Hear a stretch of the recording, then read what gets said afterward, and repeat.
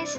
So today I'm going to do this tutorial which I'm really excited about, and it is for this Christmas fairy door. So it's kind of a long tutorial, but I hope that you guys will enjoy it. So basically, first of all, I'm just taking some glitter white and mixing it with some red just to make it really pretty and glittery and feel a bit more Christmassy. And then I just roll it into a ball. And then I started to flatten it out, and with the fairy doors it doesn't really need to be too thick. Don't make it too thin either, because you'll kind of have problems with it not being sturdy enough when you are trying to decorate it and such, but it doesn't need to be that thick really, so it doesn't actually need as much clay as you might think. So then I'm just cutting down the bottom and around the edges. And then I decided it wasn't quite round enough at the top, so I just took my craft knife and went around it to even it up. And then I liked this shape more. Then I'm taking some marble clay. This one is by Fimo, I believe. And I'm rolling it out into a really long sausage, and then I'm kind of flattening it down just a bit.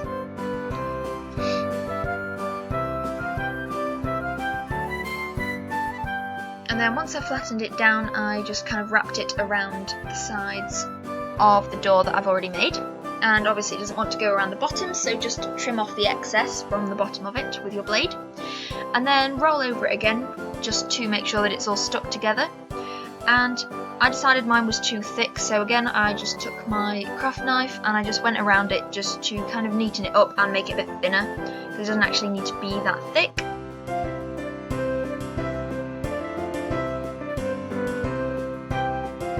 Once you've done that, you can start making your balls. So on the previous fairy door I did lots of small ones and kind of placed them really randomly, but this one is a bit more ordered, and they want to be a bit bigger, so just kind of go all the way around the door like this.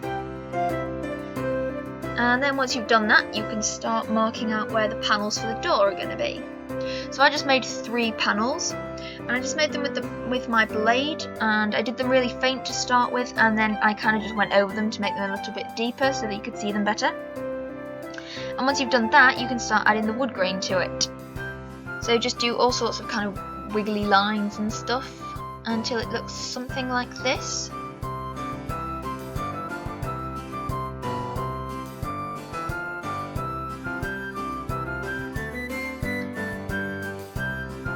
Once you've done that, you can start making the hinges. So just take a bit of gold clay and you can roll this out really thin.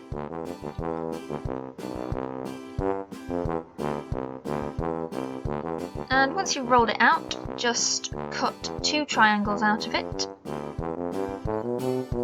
So I'm just kind of making some straight edges and then cutting diagonally across it, and it just makes it easier to make the triangle shapes pretty much the same. And you just want 2 of those, and then you just want to pop them at one side. It doesn't really matter which side, but I usually put them on the left side as you guys are looking at it, or right as you're looking at it right now. Now the left side. And then you just want to roll out another really thin piece of gold clay, and this one is going to be for where the door handle goes. And this time you just want to cut out a small square.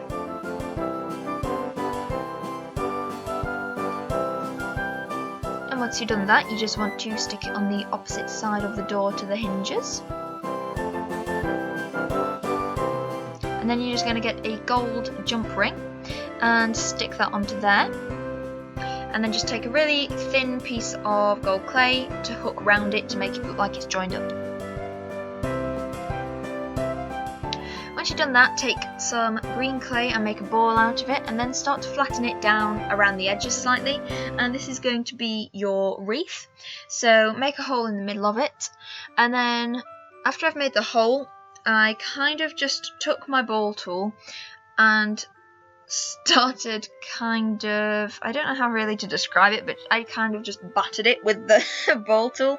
And I started with the big ball tool and then went on to the small one to make it look more leafy, if that makes sense. But I think you can kind of gather what I mean from seeing it on the video, hopefully. And then when you've done that, just stick it onto the door.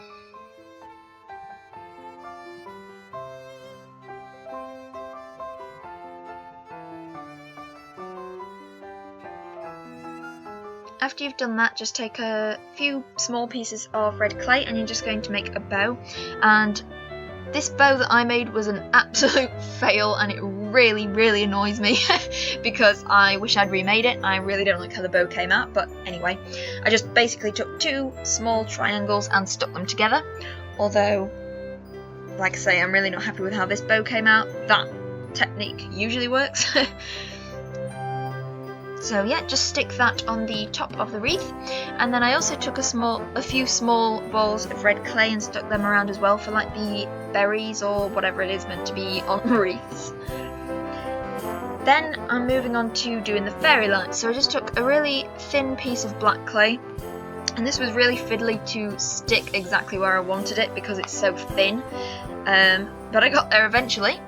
So just keep that to one side a minute, and then take various colours of translucent clay and just make kind of small cone shapes out of them. And then you want to take a bit of silver clay as well and stick it on the top. If you want to make more detailed fairy lights, I do also have a video showing you how to make fairy lights, so I will leave the link to that in the description. Although they're kawaii fairy lights, you'll kind of still get the same idea. But yeah, so then just stick them along the black sort of snake that you've made. And I also decided to put some little holly leaves and berries at the end of each one just to kind of finish it off. So I just made small triangles for the leaves, and then I marked them with my needle tool, and I put 3 berries on it as well.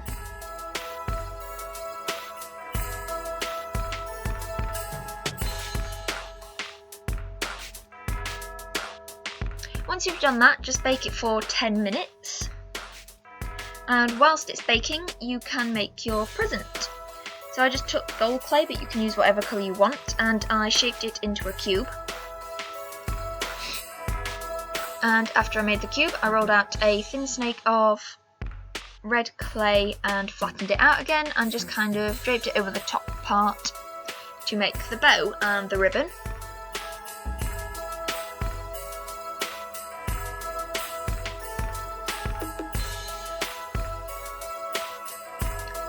And then on this bit I made another bow, which came out much better than the one that's on the wreath. And I just made marks on that again as well. And then that is your present all finished. So then once your door comes out of the oven after the 10 minutes, just start taking some glitter white clay, roll it out, and then stick the door carefully into it. But do be careful, because remember it's only been part baked, so it won't necessarily be that strong yet. And then I'm just cutting off the back so that it isn't sticking out too much, so that it will still sit against walls or whatever, if that's what you want to do with it. And then this is kind of what it looks like. And then I've put a candy cane in. I haven't shown you how to make the candy cane in this tutorial, but if you do want to see that, I do have another tutorial for that, and I will leave the link to the description, to that in the description as well.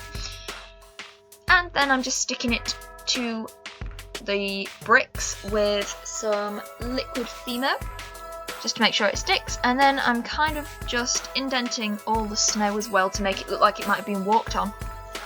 And although you can't see here, I'm just putting liquid fimo along the back as well to make sure it stays standing up.